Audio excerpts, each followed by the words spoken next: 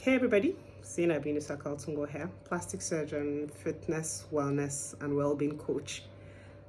Happy Friday to everybody. As I talk to us today about our spirituality. I'm intentionally using spirituality. I don't want to talk religion so that I will not bias the mind of anybody listening. So, from the way I'm dressed, apparently Muslim, so a lot of my examples will be related to Islam, but it is meant for everybody. So, I just urge you to please keep an open mind and listen. From what little I know about Buddhism, Christianity, Islam, the three I'm going to mainly be talking to, when the talk of spirituality comes in, there's a lot of emphasis on three main pillars. One, your relationship with a higher power, your relationship with your fellow humans, and of course, your relationship with yourself. But I'll be talking mainly today about your relationship with your fellow humans, but I mentioned the other two just to dismiss them. So, whatever you do, your relationship with God, how you worship Him, how it's prescribed you worship Him. For me, I think a lot of them are very easy to satisfy. But if you look at, again, this is from my little knowledge of the religions I've mentioned, there's a lot of emphasis on your relationship with your environment, that's the fellow humans, other animals, and the entire creation of this higher power, whether you call him God or whatever you call him. And then there's your relationship with yourself. So your relationship with yourself, it's important because if you talk negatively to yourself, you're not likely to get far. And if you believe that your body, your soul is all they're all supposed to be in tune to be able to worship appropriately, then you will understand how this relates to your worship, to the other two aspects, your relationship with the higher power and then your relationship with your fellow humans. Because if you're not a happy human, you're going to reflect that out to the world. And that is the vibe you're going to send out, and most likely what you're going to return, what you're going to get in return. So let me dismiss that as a relationship with self. I'm not saying it's not important, but that's not key to what I want to address today. Then, now let's talk about your relationship with fellow humans. And I'll just give an example of something that happened. It was a Friday, and I was in a busy area where, especially if you've lived in northern Nigeria before, Friday prayers around just before the call to prayers, areas around mosque are usually very busy, and the areas you should avoid driving around because you're likely to have very slow traffic. Okay, so on this day, I was just about to drive past the area where they were going to pray, and then they started to pray. Traffic was moving very slowly, and then they started to pray.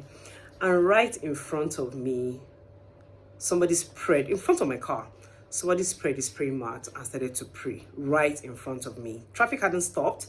The car in front of me had moved a bit, and I was trying to move, and this guy spread his praying mat right in front of me and started to pray. And I had to wait for the period of the prayers. Luckily, most times prayers maximum maybe 3-5 minutes, the prayers are done. But think about it.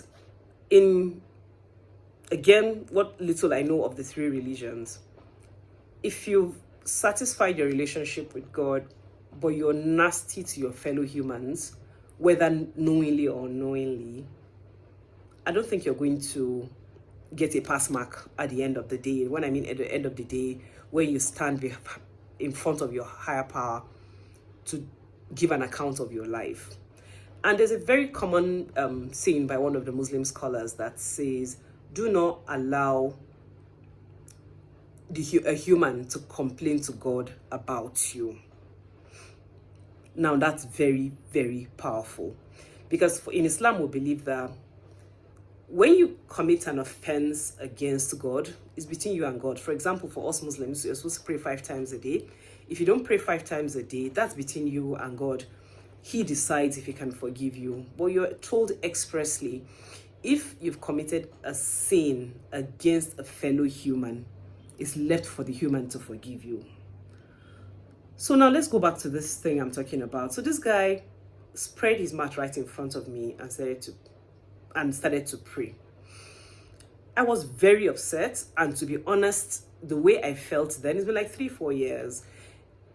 The way I felt then, if let's assume I was to stand in front of God that day, I would have complained to God about this man.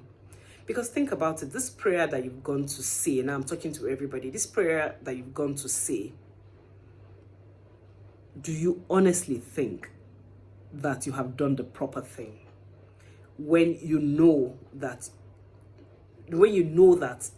you've made another human being, you've caused inconvenience for a fellow human. I'm not even talking about, right now I'm not even going into the issue of whether it is right to allow prayer congregations on the road. That is not the issue I'm discussing.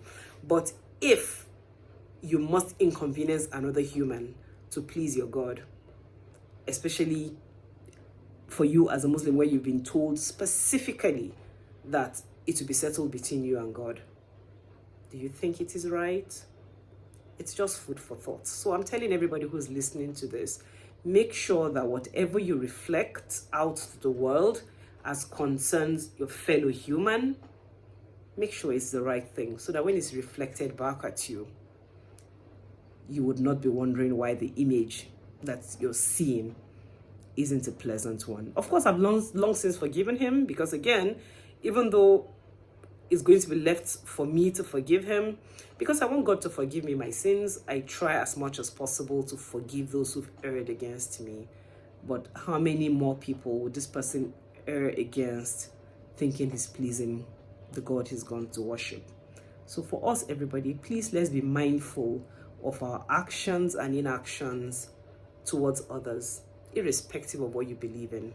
Because in the long run, I don't think you pass any test if you've been unpleasant to humans, especially on a continuous basis, especially when you know it is wrong, thinking you're pleasing a higher power.